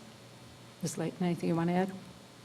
Mr. Leahy, I guess my question for you has to do with, we're looking at a national program, much like you had to do in Massachusetts, a statewide, or New York, and the concern about the quality of justice under the Sixth Amendment when you're talking about jurisdictional issues. And so my question to you is, how do you equalize that? I mean, the Sixth Amendment should be the Sixth Amendment no matter where you are in any place. So do you have any advice for us about, and how are you addressing that in New York, where you have this lawsuit that addressed 5 counties but doesn't address the other counties? How do you get everybody on the same page? Any thoughts? Well, it starts, I think, with reform tends to always start with very thoughtful proposals, well-considered, well-vetted, well-explained. You're fortunate here, I think. You're not operating on a clean slate. You have Judge Prado's work to build upon. You have the history of both the pluses and the minuses of the last 24, 25 years to build upon. And you have a spate of specific proposals that you'll be considering. So I'm thinking, like, to look at the ultimate reform as I would see it, and whether you call it the Center for, I forget, CFD, Center for Federal Defense Services, or the one that David Patton elaborates upon. One of the things that's interesting about that proposal is, I believe, if I'm not mistaken, all of those board members, I think 17 of them, are appointed by judges at various, I think a lot of judges get one each circuit and certain regions, or I forget the details, but so there, it honors something we've been talking about throughout, about what's the appropriate way for judges to be supportive while acknowledging and valuing independence. That is certainly one way. How you advocate is, you have to learn. I mean, most of us grew up as being courtroom defenders, and then suddenly, or generally it is suddenly, you're thrust into this leadership position because nobody knows what the heck to do. There's a vacancy, and one governor's council in Massachusetts once sneered at me and said, so what, they picked the best litigator and expect him or her to be an administrator? And I said, yeah, something like that. And that's, so you learn, and but this wouldn't be so unstructured. This would be thoughtful, and here is where the last quarter century of professional development of defender leaders, and I mean to include CJA leaders, I don't mean to include just federal defender staff leaders, and CDO leaders, obviously, like Patton as well. We're ready now. We're so much more ready to hear the Prado wisdom than we were 25 years ago. We have a base of reality that far exceeds what we had 25 years ago, when a lot of federal defenders just stuck their heads in the sand and said, I just want to keep my relationship with the local judge. We all remember that. And that, I'm not saying that has changed 100%, but I think it has changed significantly.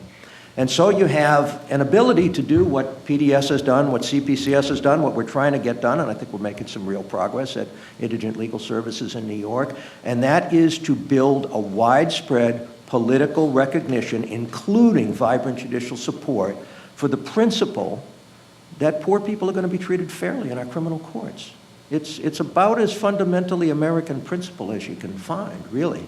And so no wonder that, in principle, again, nobody likes to fund it. Sometimes you think nobody likes to fund anything, but that's what you do. You build it. And I think the structures, I really urge you not to listen to me on what the appropriate federal structure should be. Certainly listen to PDS. They have some involvement with it. Certainly listen to all the people you've heard from and have submitted proposals to you, because I will miss some of the pitfalls because of my very limited experience. I know very little about federal court structure.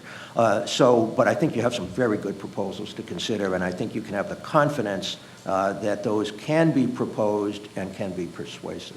Okay, so am I understanding you to say that it's sort of like build it and they will come? In other words, what you're doing in New York State is you're building in those 5 areas that you do have some control, a structure that you think is the proper structure, and then the other 52 will come along with that? Well, not only that, I probably didn't toot our horn enough. I mean, we have, with very, very limited state funding, I'm talking under $10 million additional dollars in the past 5 years, reduced the average institutional defender caseload throughout upstate New York by over 100 weighted cases per attorney. And that's just by repurposing state money that was formerly just sent out to the counties to do with as they wished, and now is part of a cooperative process in each and every county, all 57, with the county government, the 2 or 3 or 4 county indigent defense providers, and my office, working together to see how that money can be more intelligently spent and how the slight additional amount of money can be targeted at serious ills such as no counsel at arraignment, such as wildly excessive caseloads. So you can look at it either of 2 ways. We use that term incremental. The caseloads 5 years ago were over 700 on average. Now they're inching down almost, but not quite, to 600. Now, is that adequate? By no stretch. They're horribly excessive caseloads still.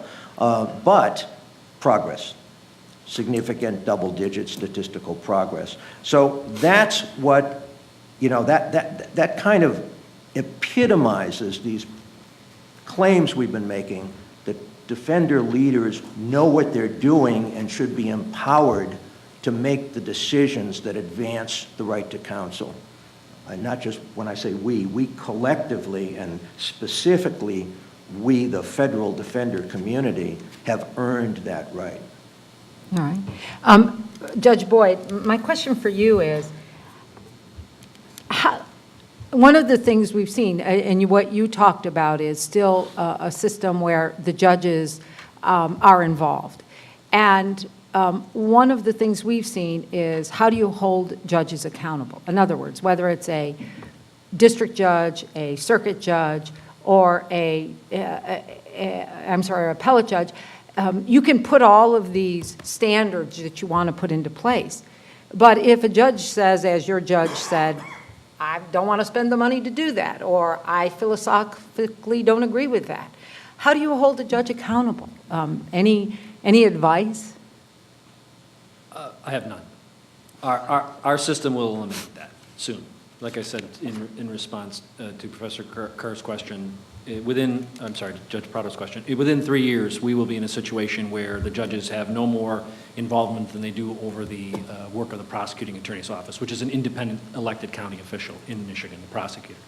So I don't think there is a way to change my judges are much more subject to review than an Article III judge, and there's still no way to get them to behave, for lack of a politically correct term. So we're going to, it is my view, our view, is that if you try and fix the humans involved in the system, you will continue to fail. If you fix the system so it runs in a way that the humans can't affect it, then we're going to succeed. I mean, it's really, if you think about, if you look at in the Federalist Papers, in Federalist 10, when Publius James Madison writes, we're going to do this set up the legislative branch of government in the absence of better motives. I mean, the entire country is set up on the system that people are flawed. And so what we're trying to do is set up a system that mirrors that says the people are flawed. We have to set up a system that eliminates them from the process. So again, within the next few years, we will have no more involvement from the judges than they have over retained counsel or the prosecution function. Okay, so I guess my follow-up to that question is, I assume in making that decision, there were people that were adverse to it, that felt that it should stay within the judicial function, that we've heard repeatedly, who knows better how to judge the performance of defense counsel? Who knows better how to make sure that there's fundamental fairness here? And we've had some of that discussion here. In your debate to get to where you've gotten, did you have that debate? Yes, of course, but there are clearly in Michigan minority views. Clearly minority views, an office premised on things that were simply unacceptable, like the role of the lawyer funding political campaigns as an elected judiciary, a very real consideration. The board of the District Judges Association, which is 20 most active leaders from around the state, unanimously supported the independent function from the very beginning. We see this as a trade-off that must be made. Relinquishing that control over the defense function. It's a trade-off that must be made to assure fundamental fairness, systemic fairness, to take it away from individual judges who may have an absence of better motives, to use Madison's term, and who may not have the best interest of the defendant or the system involved. In the federal system, and I don't know the answer to this, you all do. If you all conclude that in every district everything is fine, then perhaps you ought to pursue a status quo, going forward. If you see some districts, even if it's only a handful, where judges don't behave in a way that you're comfortable with, well, then you've got to do something else. And so what's the something else? And for us, we're just trying to raise the floor, and it begins with independence from the judiciary. Well, I guess, and I hate to take up all the time, but here's what I'm struggling with is judges, particularly, well, probably all judges, but I would say certainly as a federal judge, we see ourselves as fundamentally fair. So for you to tell me somehow that I can't do this and function and do it fairly just really goes against my grain. And I've heard this repeatedly throughout the country, that it's almost like insulting my integrity to tell me I can't do this and be fair about it. Any advice? I think it's probably one of the reasons that David Carroll trots me around the country to say it, because I'm with you, and I'm a judge, and I'm saying that I can't be fair. I've worked very hard in my defenders, and I have, I believe, great defenders who I'm proud of, who win trials all the time, jury trials all the time, and do a great job. But they serve at my pleasure. And it is so fundamentally unfair, I've got to let that go. So I guess I am criticizing myself in saying that it is human nature. You cannot, think about the United States Supreme Court case that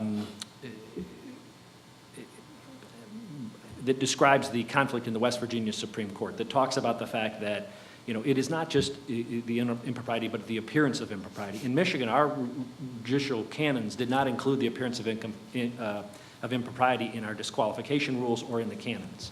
It just said that, you know, we had to find a disqualification on these certain rules. And when the Supreme Court said, you know, you have to look at what it looks like to everybody else in the West Virginia case, it was adapted. And actually, the Michigan rule now says in disqualification, or the appearance of impropriety standard as stated by the United States Supreme Court case and you know this case, and I'm blanking on it. But the point is that we have to worry about what it looks like to everybody else. And again, maybe it's my, you know, absolute absurd, you know, 8-year-old Little League playing self that wants to tell you that you cannot sit behind the plate and call balls and strikes when you employ one of the teams and decide what uniform and what equipment they get to have. Nobody outside the judiciary is going to accept that as fair. And Your Honor, I do not intend to insult you or any member of the federal judiciary. I just have to say that as looking at this as a human being from the outside, it just does not pass the smell test. And not all, there have been minority voices within my bench and our general jurisdiction bench, the circuit court, that have voiced that concern. But it is a minority. We're all ready. We are ready to say that we should have no more control over the defense than we do the prosecution. Thank you. Can I add just a little bit to that? I'm sorry. Are you running out of time? Yes, we have time. We'll make time. One, it's not whether or not the individual judge can be fair. Some of them can be fair and have been fair and are fair and recognize the importance of the defense function. It's whether or not the system is fair, just as Judge Boyd said. I was thinking about this last night, and I thought, I think a judge would think it would be odd for him or her to direct a public defender to use a certain expert. No, you should use this expert to make your case. But it's just the flip side of the coin of denying a request for reimbursement for an expert, and after the fact. It's insinuating himself or herself in the defense function, in the process, in the litigation of the case. And I think that those are equal sides of the same phenomenon, the same dynamic. You don't want to have a judge telling an attorney what expert to use. Why would you want a judge saying, no, don't use this one, or I'm not going to pay for it? Judge Walt. I have the greatest respect for what the Public Defender Service does in the District of Columbia, and I wish that could be replicated throughout the country. My concern, and I want to get back to this whole issue of independence, because ideally, yes, I agree that aspirational, that's what we should have. My concern is political, and that is, and I think maybe it's reflective of what you said about the history of PDS funding. When you were subject to local DC government, you suffered as far as getting what you needed. Now, the United States Congress appropriates your funding.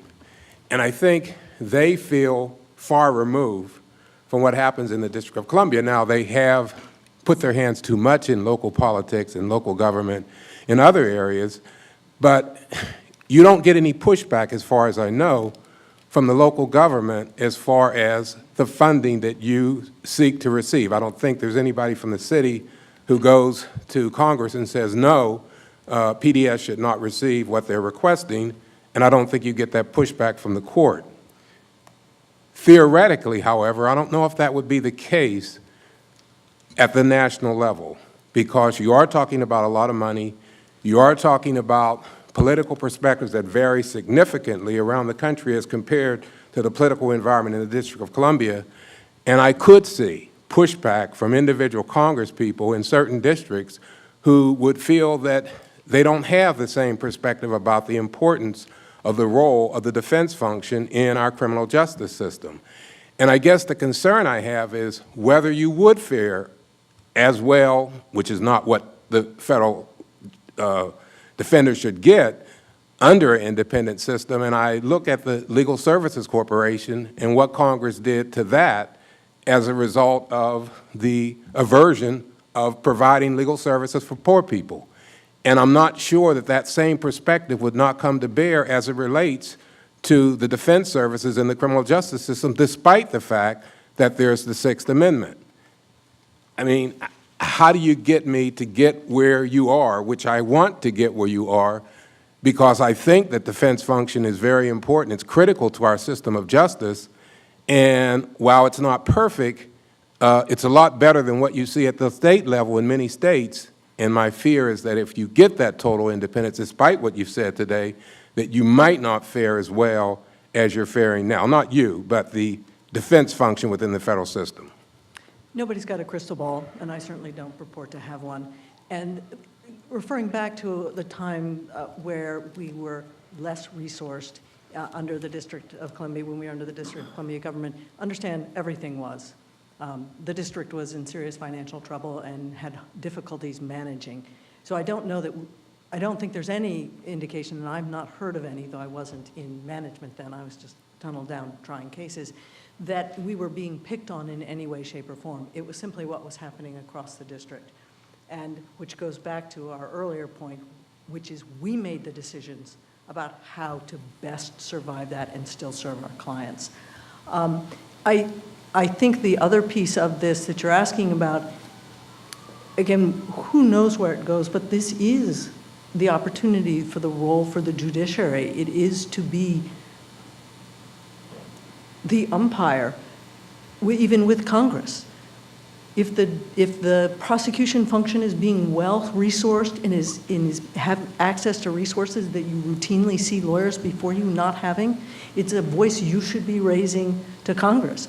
So I suppose the hard question is it just because you no longer have control over the defense function that you wouldn't come forward and defend the defense function to Congress?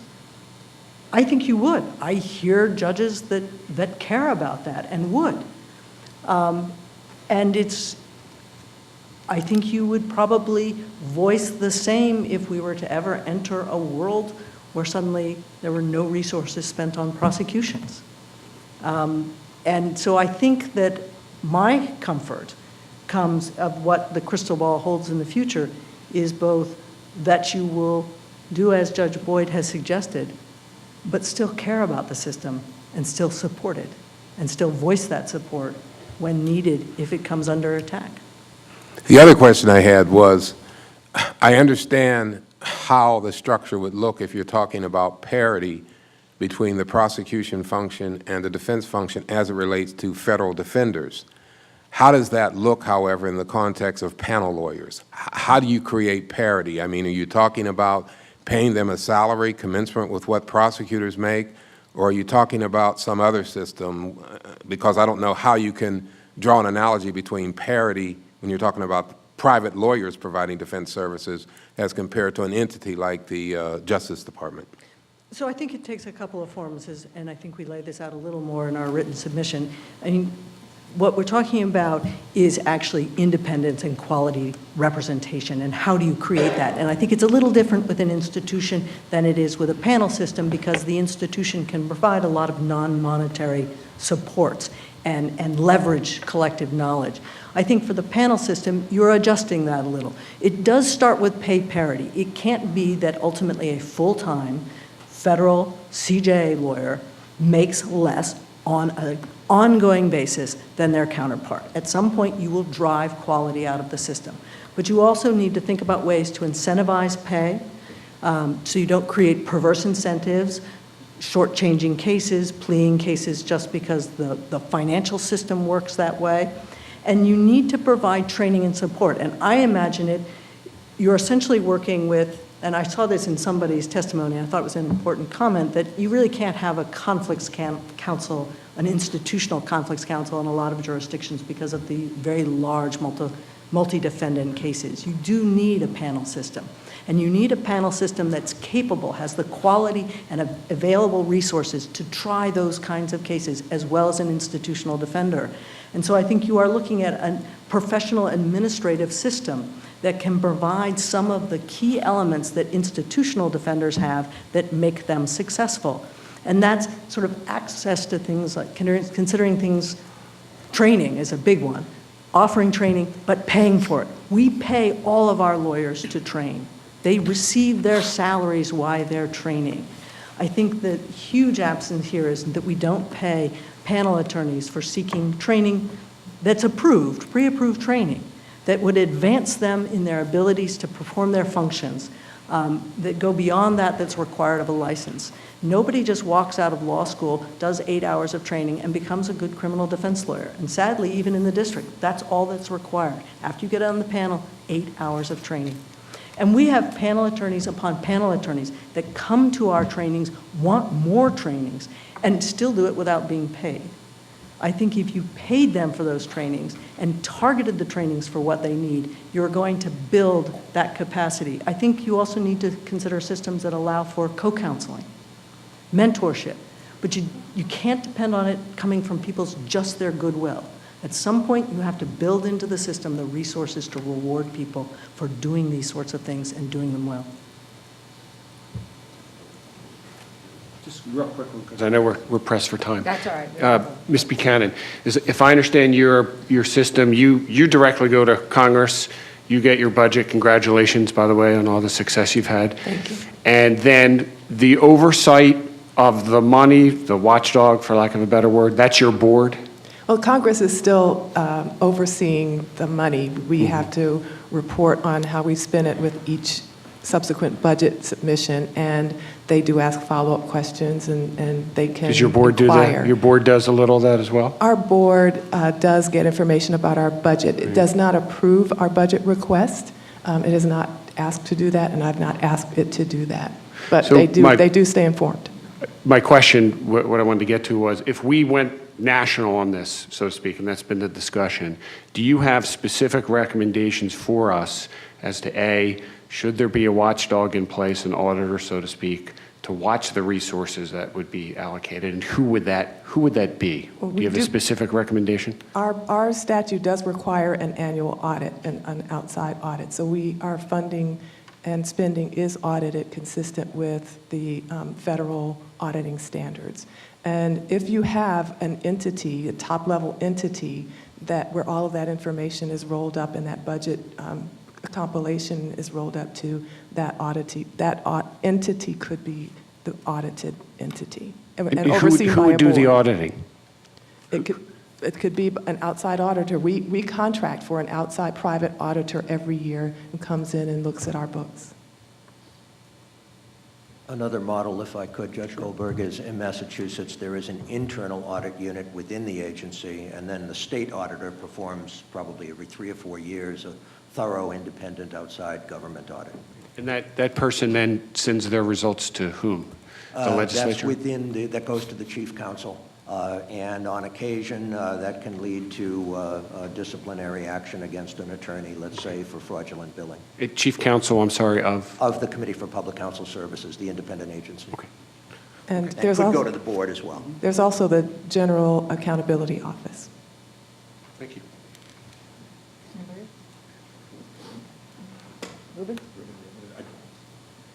No, just briefly, I want to thank all of you for your testimony. It's been illuminating this morning. Judge Boyd, good luck to you at the Michigan Supreme Court. I must say, I'm a little surprised by your testimony. Minimum standards have not been adopted by many, if any, Supreme Courts, and so I wish you luck in your testimony before the Michigan Supreme Court of complete independence in 3 years with uniform implementation in 83 different jurisdictions. Michigan would certainly be a beacon on the hill if that is, if that is adopted, and so. We only have 4 initial standards. It's going to take us some time to get there, but it is certainly our path, the path we're walking. Yes, sir. Thank you very much, Your Honor. All right, well, good luck. Ruben? Mr. Khan? Just a couple questions. First, for Ms. Buchanan, as I recall, you're the individual who does the advocacy on the Hill for budget primarily? That's correct, yes. And do you have anyone assisting you?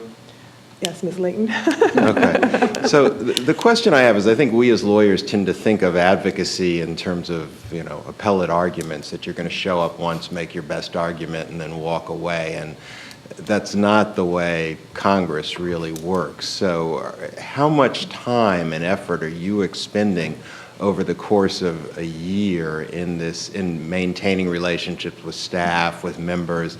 And is that feasible in a billion-dollar program, or would there need to be a dedicated office that assumes that role? Well, there's how we've done it, and there's how it could be done. And I said Ms. Layton jokingly, but there's a staff. We have a budget and finance staff that prepares the budget materials. The deputy director is involved, Ms. Layton is involved, I'm involved, but I'm the spokesperson primarily for dealing with Congress. And we meet with congressional staff, and when Congress decides to hold a budget hearing, I'm the person who testifies in support of our budget request.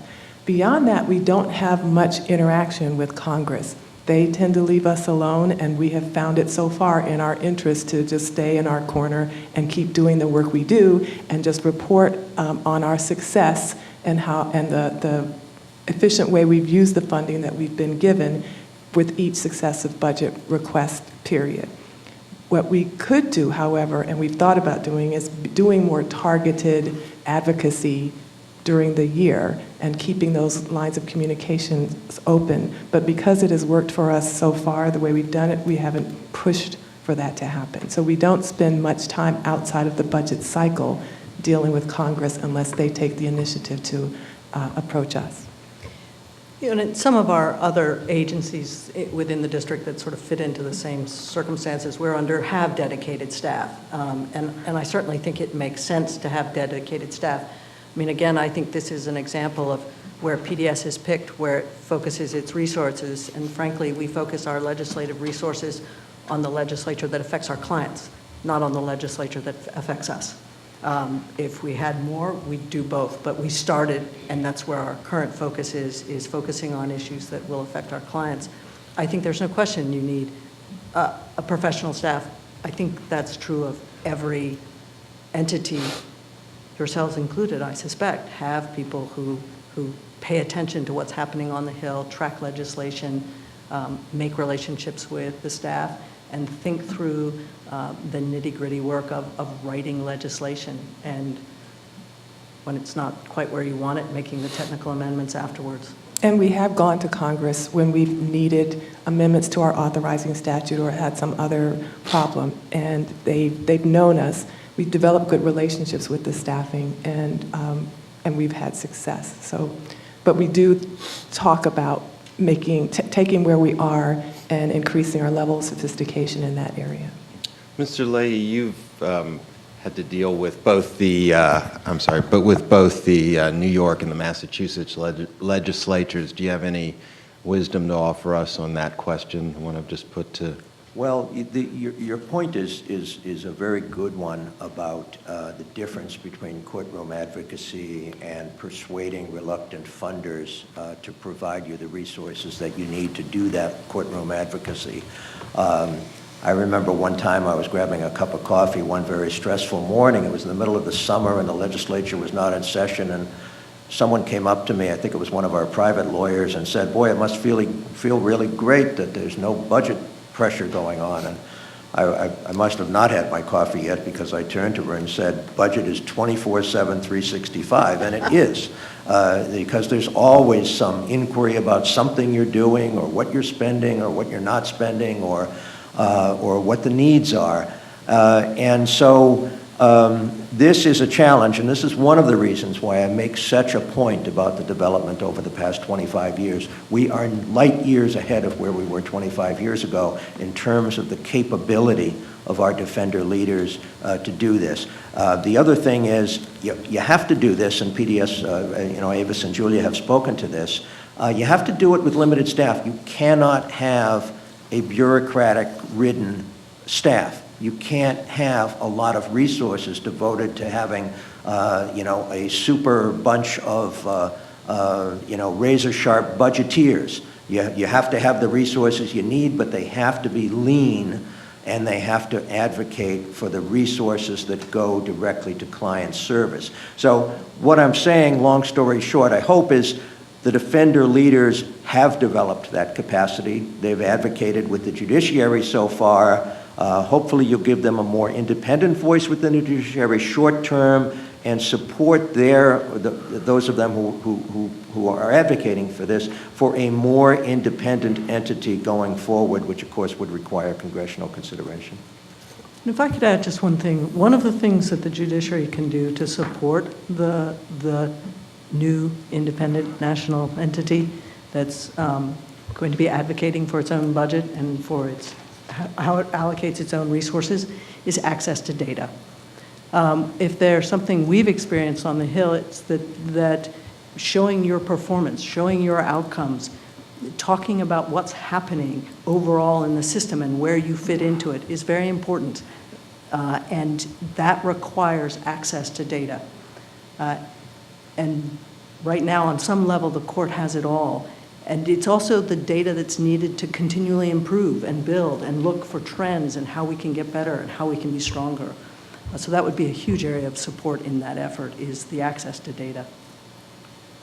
Just in Michigan, you all watch the national news. Michigan's legislature is dedicated to structural deficits in funding schools and education across the board, funding roads, funding cities, funding public infrastructure like water systems. You know, Michigan's governor is going to go down in history, and all of you know his name because of what was the awful tragedy happening in Flint. But at the same time, the big boat we've turned around is with a Republican governor, with a Republican Senate, with a Republican House, with Republicans appointed by the Republican governor or nominated by the Republican Party in charge of the Michigan State Supreme Court. So to the extent that it's been identified by one of the panelists earlier that there's sort of predilections based on partisanship, I would say to you that's not our experience, and that it is a moment in time perhaps that we can set up a system in place that will survive the turbulent partisanship that might be ahead. But at this point, Michigan on this issue is turning the corner in the hands of fiscal conservatives who are structural deficits across the board. Nothing else. On behalf of the entire committee, thank you very much. Thank you for your thoughtful comments. Thank you for your time. I want to tell you that as I told you when we started, stimulating conversation makes a big difference. And I know you've all given us written submissions, but if you would like to add anything, please feel free to contact us and give us anything more you would like, because we really want to hear everything you have to say. Thank you. And we're going to go ahead. We're going to start a little bit late. We're going to take a 10-minute break, and so we'll start at about 11:40. Thank you.